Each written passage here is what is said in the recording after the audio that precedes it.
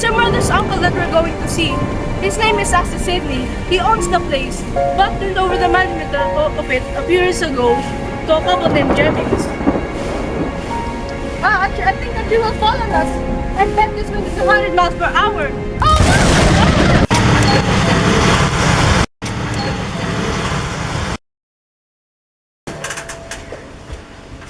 Hello, good afternoon. What can I do for you? Good afternoon. We'd like to have some tea and cinnamon toast and stay here until the sun dies. You can just take any table. Is there any room that we can comb our hair and dry ourselves a bit? Go to the head of the stairs. You'll find a powder room there. Thank you. Thank you.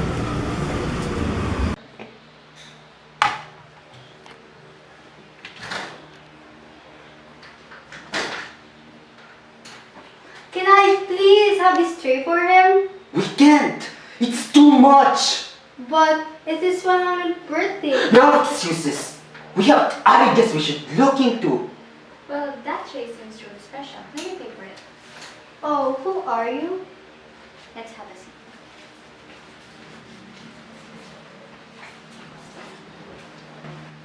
I'm Nancy. You are Carol, right? We came here to see Mr. Asa Sidney. He is my friend's great uncle. I know you like this stuff. Do you want me to give the tray instead? No, you can't. Wait. Oh no, the twisted candle. I have to light it before he sleeps. It's his 100th birthday, isn't it? Why don't I give this tray to him? And we'll be going to celebrate his birthday tonight. Fine, but his room isn't near here. It's in the tower. Well, this tower looks pretty old. Oh, look, the door is here. Well, I'm holding the tray, so I guess I'll use my foot instead. Hello, I brought you dinner. Jenny, is that you? I think you're mistaken. My name is Nancy. I'm a friend of your niece, George, and I brought your tray because Carol is too busy at the inn. Well, I'm very sorry. Well, I am an old man now, so no wonder why. Well, you look like Jenny, and you're beautiful too. Oh, thank you. You can call me Mr. Sidney. Thank you, Mr. Sidney. Here, let me help you sit up so you can eat your dinner.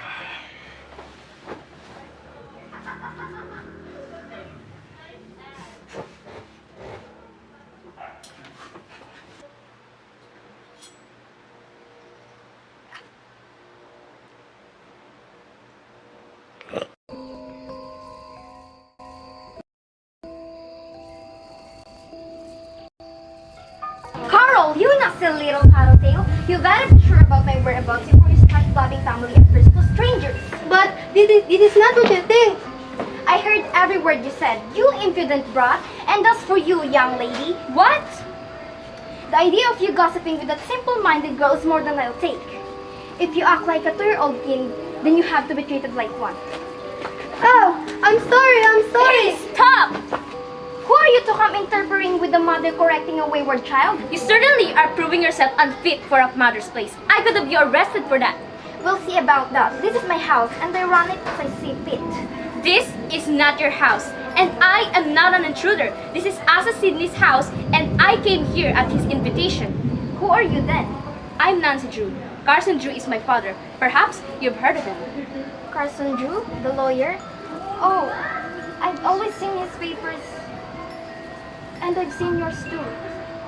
I'm sorry, I hate you. I don't know who you were. You won't tell your father, right? I'll make a bargain with you. I won't tell my father if you promise to not harm Carol. I promise.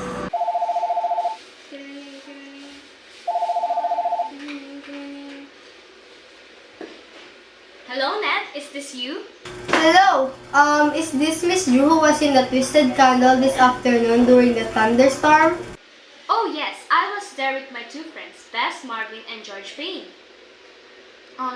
Who is this? Carol Whipple. Oh, hi, Carol Whipple. I'm so glad to hear from you. Actually, I was telling you my father about our meeting in the inn, and I was telling him that I should visit you again. That's nice of you, Nancy. Your father's a lawyer, right, Mr. Drew? Well, yes. Why? Mr. Sidney wants a lawyer, a really good one. Can your father come tomorrow morning and draw a new will for him? I'm very sure he will come, but let me ask him first to be certain. I'll let you know as soon as I can. Thanks, Nancy. By the way, can you come with your father? I'll be waiting for you. I should end this call. Goodbye. I'll try to come with my father. Goodbye.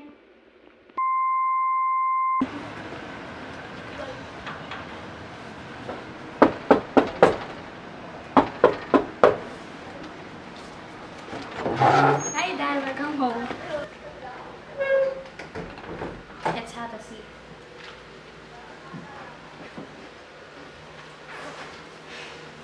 Carol Whipple called. She's from the inn and told me Mr. Sidney wants a lawyer to rewrite his new will and wants to see you in the morning. Can you come? Well, sure, Nancy. I'll come tomorrow morning. Can I come along? This is strictly legal business. I guess maybe I might need a good detective on this one. Sure, you can come along tomorrow. Look, Dad, that's the tower room up there.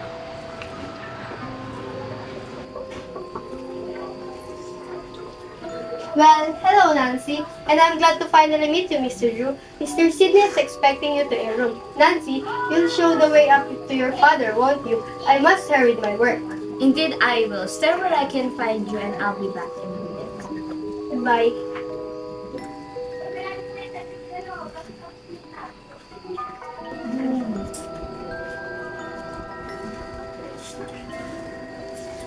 You wish for breakfast, but we don't usually serve this early. No, thank you. I have a business meeting with Mr. Sidney upstairs. You can't go there. He's ill. He didn't sleep very well last night. Well, that's all more the reason that we should go upstairs. You should leave. Come on, Dad.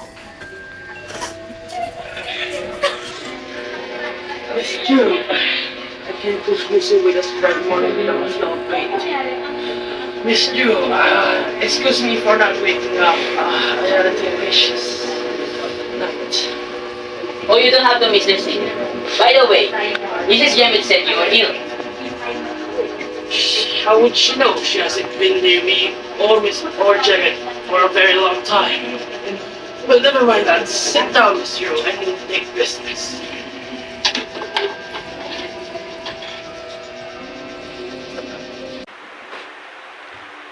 Nancy Drew speaking. Oh, Nancy. Who is this? Bess or George? No, it's Carol. Oh, please come at the inn at once. Something awful just happened. Carol? What happened?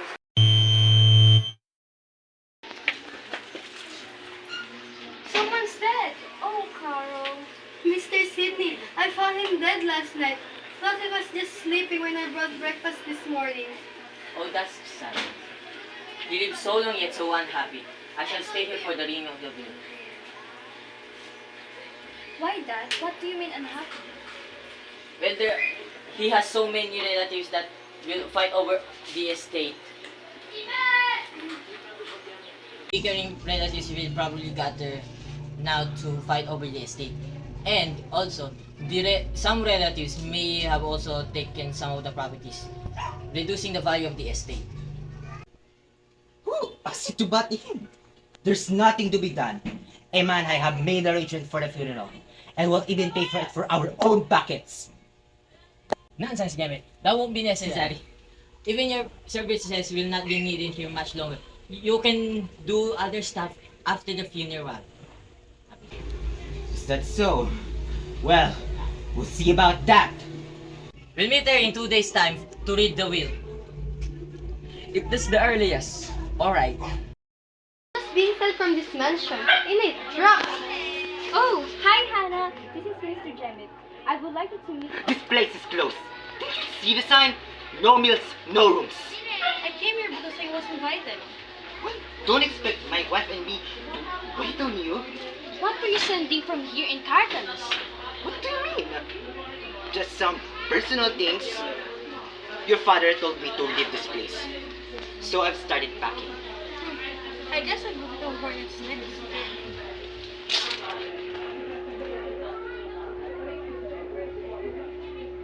wish I had my car to follow that track. You can do it. Anyway, most late don't hear any taxi. I had him wait in case you wanted to pick up your car. It's like for their house. Oh, Hannah.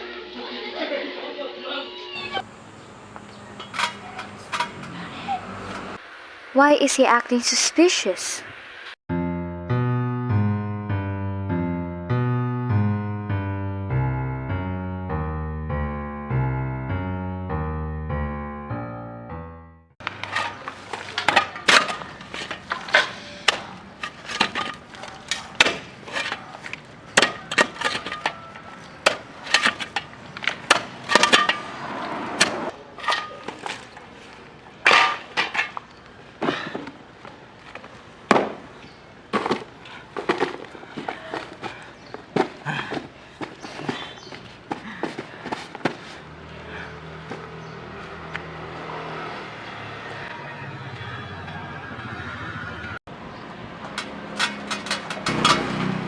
Nancy, hello.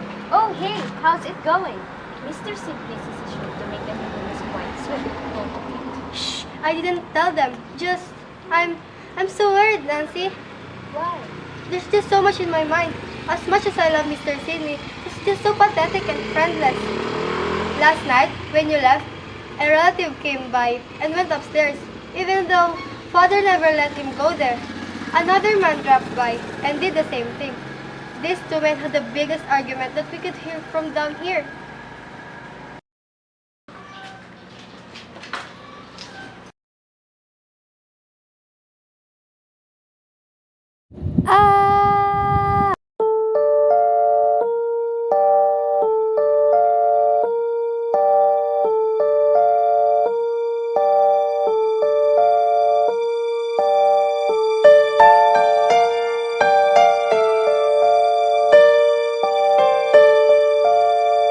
First of all, I offer my condolences to the bereaved relatives and friends of the late Asa Sidney. As his legal counsel, it is my duty to read his last will and testament.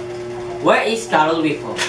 She is not blood related, so her presence is not important. Ah, but she is important. Nancy, please bring her over.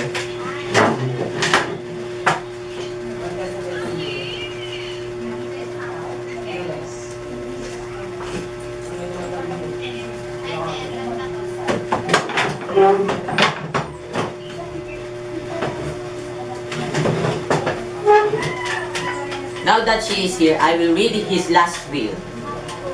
I devise and bequeath all my properties, real and personal, to Carol Whipple, including this tower and all that belongs to it. What? This is ridiculous! Why would Asa Sidney give this all property to Carol? Uncle Hassel's gone mad. You sneaky little wench! You trick Asa into changing his will. No, I didn't know anything.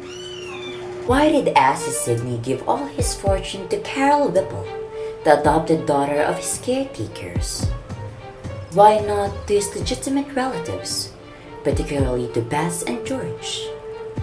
What dangers did Nancy experience in trying to recover the missing fortunes? What clues did you find from the twisted candles? Read The Sign of the Twisted Candles.